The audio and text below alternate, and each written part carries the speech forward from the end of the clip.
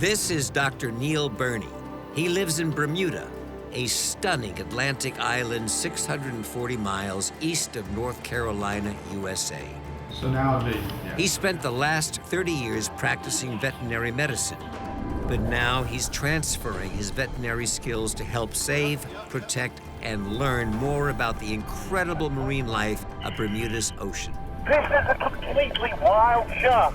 Alongside his dedicated ocean vet team are a number of scientists, Yeah, this and marine biologists, Nick off the back fin. and specialist master divers, helping to perform a number of unique and dangerous procedures in a bid to safeguard critically important marine species. Together, the team will be fitting satellite tags to huge tiger sharks, saving precious green turtles, dissecting giant blue marlin, and obtaining unique toxin samples from 45-ton migrating humpback whales. Yay! Whoa! My knees are like jello. Yes, man. This is Bermuda, home to Dr. Neil Burney, the ocean vet.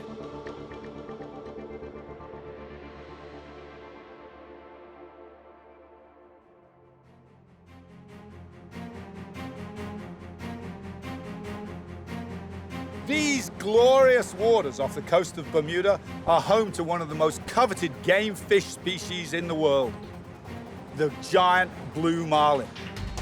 The blue marlin is the largest of the Atlantic marlins and one of the biggest fish in the world. Native to tropical and temperate waters, the blue marlin is among some of the most recognizable of all fish. Joey's gonna hold him up. I'm gonna plot the tag. In this incredible episode, Neil and the Ocean Vet team are on a scientific mission to satellite tag one of these powerful animals. Their aim is to collect marlin movement data and provide the information to an international billfish conservation project. We've decided that although blue marlin fishing requires a great deal of patience, we haven't got quite enough. After several grueling hours at sea, the team's luck changes when a sports fishing boat decides to hand over a huge blue marlin for the tagging procedure. This fish is gonna swim, man. His dorsal's up, he's gonna swim, I tell you. On occasions, these monster fish are caught and killed in fishing competitions. Utilizing the body of one such fish and Neil's unique veterinary skills, the team will also be dissecting and studying the anatomy of these incredible animals. 573 pounds of blue marlin. What a magnificent fish this is. Together with unique tracking data to support this animal's conservation and the body of a marlin donated to the Ocean Vet team for research, this episode reveals the very makeup of Bermuda's famous blue marlin.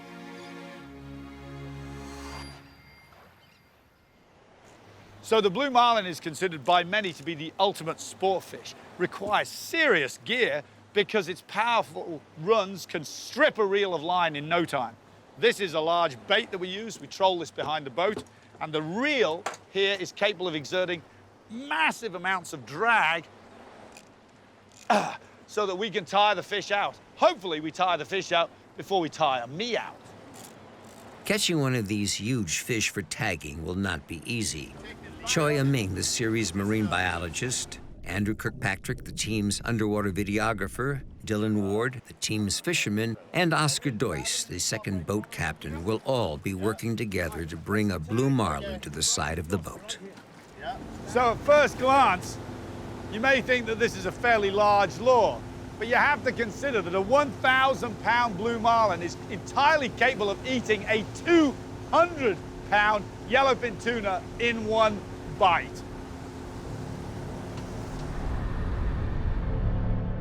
The Atlantic blue marlin are under intense fishing pressure. In the Caribbean alone, Japanese and Cuban fishermen annually take over 1,000 tons of this fish. All right, we're on it. Just watch the tag on the floor. On this side. Neil and his team's goal is to satellite tag a Bermuda blue marlin. The tag data will be sent to the Billfish Research Project and shared with fishery policymakers to help protect billfish species like the blue marlin from overfishing. It's one thing about marlin fishing. We've always got to look at how these lures are working. Captains and mates will obsess about the action of these different lures saying this lure works better in this condition, this lure works better in another sea state. Personally, I think as long as it throws bubbles and a marlin's hungry, he's going to eat it. The team have been fishing the deep sides of Challenger Bank for several hours. Several other large sports fishing boats are also fishing around Bermuda's banks. In an attempt to increase the team's chances of tagging a blue marlin, Dylan puts out a radio message offering $1,000 to any boat that transfers a large blue to the team. It looks like their plan may have worked. We've decided that although blue marlin fishing requires a great deal of patience, we haven't got quite enough. Another boat has hooked up a blue, and we are going to go and take that blue, transfer it to this boat, and put a PSAT tag in it. So we're pulling all our lines in, and we're heading over to the other boat right now. Neil opens the throttles on each of the 250 horsepower engines, hurtling the Ocean Vet boat over the ocean at 50 miles an hour, straight towards the sports fishing boat Marlin Fever. En route, more information comes over the radio. They might kill it. They've already got it boat side. They've already got it boat side. It sounds like the animal may be killed as a contender for the Bermuda Marlin World Cup. The Marlin World Cup is held in Bermuda each year and has a 98% release ratio. But if a marlin is large enough, it may be killed for a top prize. However, the World Cup donates hundreds of thousands of dollars to conservation projects established to ensure the number of these fish now and in the future. Yeah, look at his dorsal going up. In total, sport represents only 1% of blue marlin mortality, and all fish killed are eaten or donated for scientific research. Snap swivel is coming. Gabapentin bottle has Back in the action, Neil and the team have reached Marlin Fever, and the fish is still alive. All right, so Marlin Fever is going to donate their blue to us. We're going to give them our snap swivel. We're going to take over the fish. We are going to land it on bones, and we're going to put a PSAT archival tag in it. What would you like to call it? Well, we'll call you back on the dock. You can tell us what you want to call the fish, and we'll get your email so we can send you guys the track and everything. Choi has now transferred Neil's fishing line to Marlin Fever, where their crew have attached it to the leader hooked to the fish. Good, let him go. Neil now has control of this blue marlin. So we now have a blue marlin on the line. We're going to bring him over to our boat. We're going to leader him on our boat, and we're going to put a PSAT archival tag in this fish, and we're going to track it around the ocean. And he's swimming right now. I can feel him pulsing below me, right here. In the background, the Ocean Vet team are scrambling to ready the boat and equipment needed to handle this fish. The blue marlin is under the boat, making slow circles, swimming strongly. We're just getting our team organized. Okay, now I want you to idle forwards, keeping the fish on the port side of the boat. Once the animal is at the surface and within reach, Dylan quickly inserts the water hoses to pump oxygen over the animal's gills. I can see the color returning to this fish as we're pumping this oxygenated water over his gills. It really seems to be doing a great job of reviving him. I'm going to jump in the rib, we're going to put the tag in this fish and let him go. Just watch the tag on the floor. Time is now of the essence. The welfare of this animal is Neil and the team's top priority. Stress can easily kill these gigantic fish. I've got the tail. All right, I'm ready to place the tag. I've pre-made the hole. You ready? Bring him in a little closer. Tag is placed. Check it. Tag is placed. And firmly check. That's it. The tag is in. PSAT tag is deployed in this fish. Good luck, buddy. I'm going to jump overboard. Next, Neil jumps in to prepare for the release. Neil, what's happening? This fish is going to swim, man. His dorsal's up. He's going to swim, I tell you. Okay, let it go. I think you can release him. In 6 months, the tag will drop off this fish and transmit its data to satellites hundreds of miles above. The tag on this fish, among others, is providing the data needed to legislate protection and enhance conservation for this economically and ecologically important species.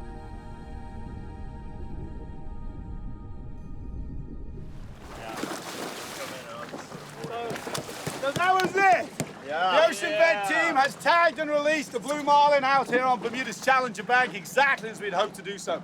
And the good news is we didn't have to spend 6 days ourselves fishing for it. Woo! Patience is a virtue, but sometimes the impatient actually can do better. Yeah. Next, the Ocean Vet team are preparing to dissect a 573-pound blue marlin. So it's the morning of our dissection. We're here at the Spanish Point Boat Club, and we have a large blue marlin. We're going to open this fish up and see exactly the internal anatomy of this amazing marine giant. Choi Ming, Hey. Oscar Doyce, and Dylan Ward are our team. It's going to take all of us to cut this fish apart. This marlin has been killed for sport in the Bermuda Marlin World Cup, an international sports fishing competition. Although initially concerning, it's important to understand that sports fishermen donate hundreds of thousands of dollars to major conservation and research projects. Fortunately, my wife is off island at present and does not realize that her favorite kitchen knives are going to be used for cutting up this rather large fish. Neil and the team will be dissecting this fish in an attempt to show how much of an evolutionary miracle this species really is. Rather than it being served up, the team are seizing an opportunity to educate and share its impressive secrets. Neil believes that by increasing the public's understanding of this species, it's possible to inspire greater conservation. Wow, check the size of this fish. She is incredible. Over 500, so yeah, you're right, it's definitely a she. Definitely a female. 573 pounds of blue marlin. What a magnificent fish this is. So Choi, what do we think the function is of this massive bill on this fish? Well, these guys love to, they go in as schools of prey fish. And what they'll do is they'll charge right in and they'll actually slash back and forth, almost like a sword fighter with a sword. And they're hoping to injure, damage, you know, even kill the fish right there. And then they go ahead and eat it. And not only that, they've actually skewered fish in the past. And in fact, there's one local fisherman, Ian Card, was transfixed by a bill on a fish bigger than this, apparently, which took him right through under the collarbone. And the fish took him out of the boat, 30 feet down under the water. He was lucky to survive. The fish never touched the boat. 30 feet through the air, 6 feet above water, took a 180-pound guy out of the boat. Yeah, I've heard that story and I can't even imagine. I can't even imagine. The marlin's agility and extraordinary power has evolved over thousands of years to ensure that the animal can successfully hunt. This agility and power is provided by massive muscle groups that run down each side of the animal's body. These muscles are on the front line of ensuring the animal's survival. Removing and revealing these muscle groups is the team's first step to understanding how this animal's body functions. So Choi's making his first cut along the lateral line of this fish. We're going to try to remove the dorsal fillet, the main muscle group running down the back of this fish, in 1 or 2 pieces. I'm going to join him. I'm going to cut from here, and my cut's going to join his. I'm going to remove this muscle. The animal has 2 types of muscle that have evolved to support different swimming behavior. Neil has taken a sample of the combined muscle to the inspection mat for a closer look. So here we have the loin of our marlin. I'm going to cut right through it here and show you the 2 different muscle masses. This is his anaerobic, his fast twitch muscle. This is what gives him his huge amount of power. As this contracts either side of his spine and flexes him, it generates a rear-facing wave of motion which powers him out of the water. Tail walks, spectacular. He can pull a 12-ton fishing boat backwards through the water. This, on the other hand, is his red muscle, which allows this fish to travel thousands of kilometers looking for food without burning any energy. As we released our fish, he swam away on this muscle. This was not tired. This muscle was shattered. Blue marlin are able to recover from extreme spells of exhaustion and travel thousands of miles by switching between their different muscle types. Feeding both these muscle groups with vital oxygen is the job of the animal's huge gills. Choi and Neil have removed the protective gill plate to take a closer look. So yesterday we had a fish alongside the boat and we put a tag in it. What we were very careful to do was when we slowed the boat down, we put 2 hoses into the mouth of this fish and we sent oxygenated water from our pumps straight over the gills of this fish. And that mimicked absolutely the movement of a fish at several miles an hour through the water. These fish can ventilate enough for their slow twitch muscles when they're moving at 1 or 2 miles an hour. But when they're moving fast, they generate way more oxygenation, and that's what we mimicked with our hoses. Oxygen is actually pulled out of the water by the gills, and it actually transfers through little filaments right into the bloodstream. And these are very, very fine structures. Blood passes against seawater within about 1/millionth of a meter, 1 micron. So it's a very, very tiny area. And there's actually about 8 of them here times 2 sides. That's a huge amount of surface area that it actually has in a compact space to pick up oxygen out of the water. So you can see, even though this is a small structure, it is enough surface area to grab oxygen for a fish this size. Oxygen is the key to the animal's overall function, but so is the energy created from its food. The marlin's eyes are its secret weapon when it comes to finding this food. The function of the eyes have an incredible secret. Neil and Choi have removed the armor plating around the organ to find out more. So now that we've cut away the bony portion at the back of the orbit here, we can reveal the muscles that attach to this tough eyeball. Yeah, and right here, yeah, right where your finger is, I can see perfectly what's referred to as the thermogenic organ. And the thermogenic organ is effectively some extraocular eye muscles that sit in the back. And over time, what has happened is they have evolved less in terms of the contractile myofilaments, and they've increased in the number of mitochondria producing more ATP. So that generates a whole lot of heat. So basically, not very much elasticity or strength, but a whole lot of heat generating behind this eyeball. So we have central heating for this fish's eyeball. Exactly. And not only that, but the blood also runs into the retina. It's warm. The eye works way better when the fish is down a mile deep in the cold, cold water of the deep abyss. He can still see that other fish can't, so he's got the upper hand. Also, his brain is receiving a blood vessel from this same heater organ. So he's got a warm brain. He doesn't get cold, he doesn't get hypothermia, he's cooking. The internal heating system in this otherwise cold-blooded animal allows the fish to spot prey effectively in cold, deep water. In order to reach this deep, cold water, the marlin uses its swim bladder, a special organ that allows the animal to quickly move up and down through the vast water column. This is fascinating, man. Look at this. We've got the swim bladder sitting here, and I believe we've got the rest of the organs located right down beneath it, right here. So here's the swim bladder. We can actually remove it from the fish. This is filled in a remarkable way. Oxygen is drawn from the bloodstream into the bladder to increase the buoyancy and bring the marlin up in the water column. In fact, anglers have seen marlin with their dorsal and tail out of the water, floating right at the surface. Then, when he needs to, oxygen can be returned to the depleted blood here at the rear of the swim bladder, reducing its buoyancy and allowing the fish to sink down, much in the same way that a diver would use a BCD, a buoyancy control device, to move up and down in the water column. The main skeletal element inside the marlin is the vertebral column. Similar to a human spine, it's composed of multiple vertebrae. In the case of the marlin, the vertebrae are considerably different. I'm good on this end. It's just that side that needs a little And here we have it.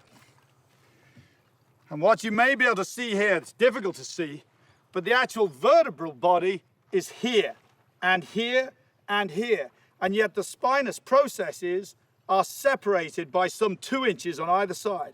So basically, we've got an interlocking vertebral body system, which gives this fish this flexibility and yet this rigidity. So when those big, powerful muscles pull this fish from side to side, it's like a spring driving him through the water and powering him into the air. Neil and Choi have revealed some of the blue marlin's impressive anatomy and shared a few of its truly remarkable features. features that have enabled this fish to thrive throughout our planet's oceans. But one part of the marlin's anatomy has evolved above all others: the blue marlin's tail. So we've seen how the muscle and the vertebral column generate the power that goes to the tail. Here it is, the most efficient oscillating propeller that we know. This, when driven through the water, can produce speeds of over 40 miles an hour for this fish and throw it 30 feet through the air. Guess what? I have almost an exact replica, and this is the latest modern computer-designed foil for my windsurfer.